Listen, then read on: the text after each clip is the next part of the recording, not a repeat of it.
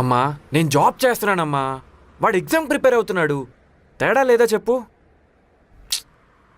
హే మహాలక్ష్మి, నువ్వెప్పుడు నేను చెప్పేది వినేలా లేవుగా. నాతో గొడవ ఎందుకు? నేను తర్వాత కాల్ చేస్తా, ఓకేనా? బాయ్. ఎవరో గర్ల్ ఫ్రెండ్తో గొడవ పడి చిరాకులో ఉన్నట్టున్నారు. అయినా అమ్మాయి మనసుని అర్థం చేసుకుని వాడికి లవ్ ఎందుకో?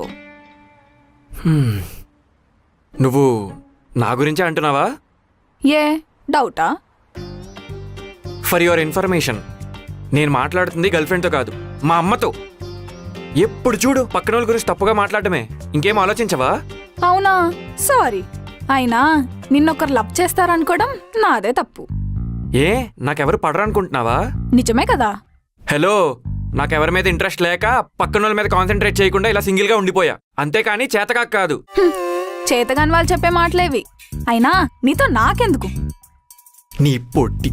ఇవన్నీ పక్కన పెట్టేసి ఎవరు ఏ రెస్పాన్సిబిలిటీ తీసుకుంటారో చూద్దామా? నేనైతే ముందే చెప్తున్నా, నేను స్ప్రైట్. నేను ఫ్రూట్స్. మరి మీనెవరు తీసుకొస్తారు? వర్షి. అమ్మో నా వల్ల కాదమ్మా. వర్షి, నువ్వైతేనే కరెక్ట్. నీ దగ్గరే స్కూటీ ఉంది, మన ఏరియాలో మాత్రం తీసుకుని రాకే. సరే అంతేనే, మిగతావన్నీ నేను సెట్ చేస్తా. అమ్మ నాన్న వాళ్ళు వెళ్ళగానే గ్రూప్లో మెసేజ్ చేస్తా, వచ్చేయండి. సో ఇదే మన ఫస్ట్ బ్యాచిలర్ పార్టీ అన్నమాట. గీతూ, ఈ పార్టీ నువ్వు మర్చిపోవు చూడు. పార్టీ కోసమైనా మళ్ళీ పెళ్లి కావాలంటావు, అలా చేస్తా. సరే సరే, ప్లాన్ సెట్ కదా? ఇంకా అందరు డిస్పర్స్. నాన్న వచ్చేస్తున్నారు. Bye bye.